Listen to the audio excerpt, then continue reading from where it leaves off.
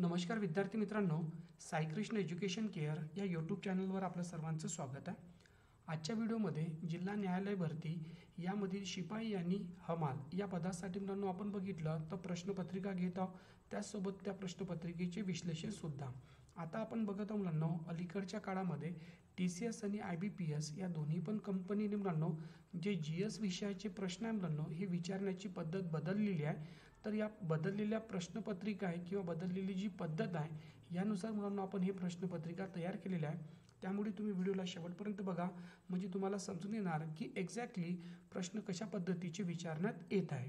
त्याचबरोबर प्रश्न चांगले वाटले तर आपल्या व्हिडिओला लाईक करसा. त्याचबरोबर याच्या पुढच्या भागाचं नोटिफिकेशन मिळण्यासाठी आपल्या चॅनलला सबस्क्राईब करा. त्याचबरोबर बेल आयकॉनवर क्लिक करा.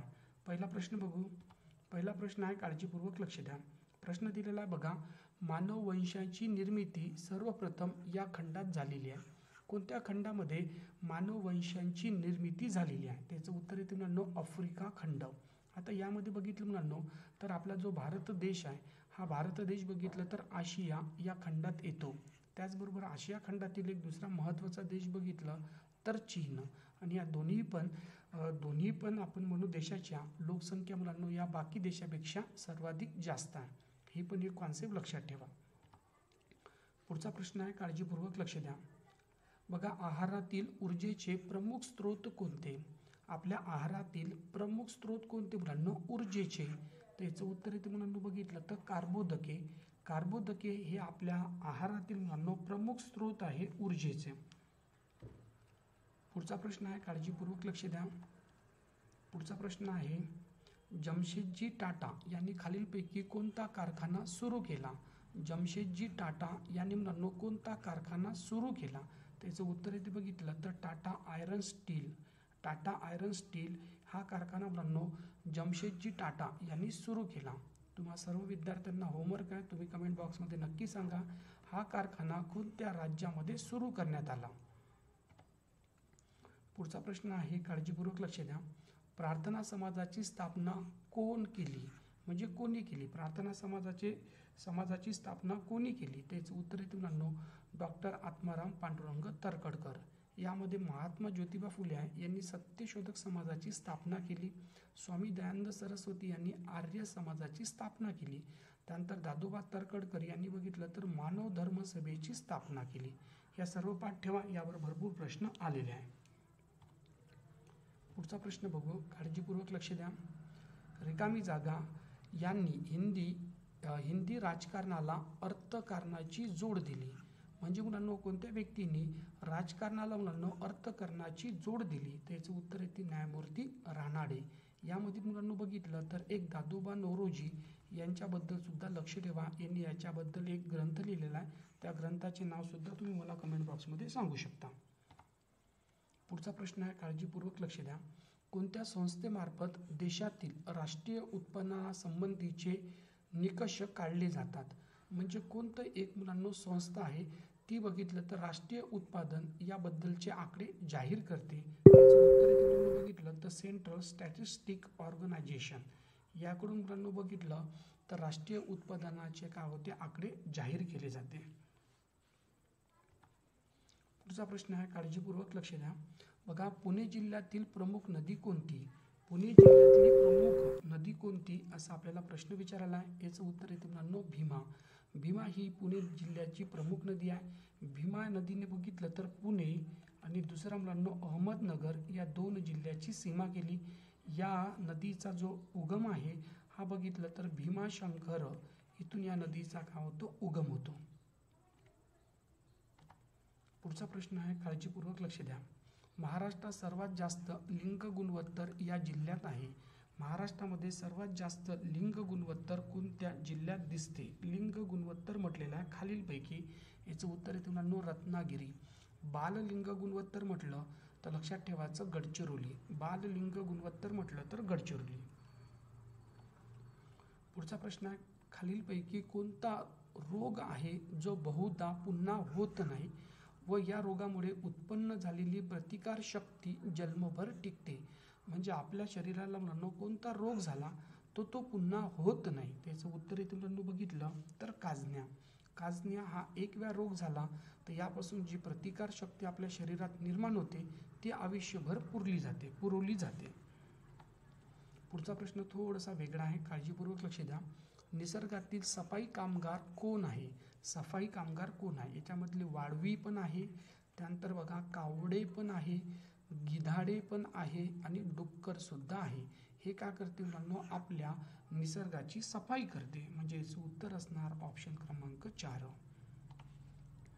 पुढचा प्रश्न आहे, काळजीपूर्वक लक्ष द्या. खालीलपैकी कोणत्या न्यायालयाचा प्रकार नाही? न्यायालयाचा कोणता प्रकार नाही असा आपल्याला प्रश्न विचारलेला आहे. तर याचं उत्तर मुलांना बघितलं तर काळजीपूर्वक लक्ष द्या. कोणता न्यायालयाचा प्रकार नाही म्हटलेला आहे तर याचं उत्तर येते मुलांना आरोग्य. आरोग्य हा न्यायालयाचा प्रकार नाही. यामध्ये फौजदारी न्यायालय, महसूल न्यायालय, ग्राहक न्यायालय. पुढचा प्रश्न आहे, काळजीपूर्वक लक्ष द्या. खालीलपैकी कोणता जिल्हा समुद्र सीमेलगत आहे? म्हणजे आपल्या महाराष्ट्राला म्हणून कोणत्या जिल्ह्याला समुद्र किनारा लागलेला आहे? तर पश्चिमेकडे कोकण किनारपट्टी आहे. कोकण किनारपट्टी एकूण 7 जिल्ह्याला लागली आहे. त्यामध्ये ठाणे पण आहे, त्याला सर्वात कमी 25 किलोमीटर एवढी समुद्र किनारपट्टी आहे. त्यानंतर रत्नागिरी बघितलं तर सर्वाधिक जास्त 237 किलोमीटर एवढी. त्याचबरोबर रायगड आणि सिंधुदुर्ग. म्हणजे याचं उत्तर असणार ऑप्शन क्रमांक 4. पुढचा प्रश्न आहे, काळजीपूर्वक लक्ष द्या. राष्ट्रीय मानव हक्क आयोगाचे मुख्यालय कुठे? मानव हक्क आयोगाचे मुख्यालय कुठे असा आपल्याला प्रश्न विचारलेला आहे. त्याचं आयोगाचं मुख्यालय विचारायला म्हणून त्याचं उत्तर असणार दिल्ली. कारण का म्हटलेलं आहे? राष्ट्रीय म्हटलेलं आहे. पुढचा प्रश्न आहे, काळजीपूर्वक लक्ष द्या. स्त्री पुरुष विषमतेचा प्रश्न सोडवण्यासाठी खालीलपैकी कोणत्या मार्गाचा अवलंब केला पाहिजे? बघा, स्त्री आणि पुरुष यामधील जे विषमता आहे हे सोडवण्यासाठी कोणत्या गोष्टीचा अवलंब केला पाहिजे असा आपल्याला प्रश्न विचारलेला आहे. कोणत्या गोष्टीचा अवलंब केला पाहिजे त्याचं उत्तर येते मुलांनो ऑप्शन क्रमांक 4.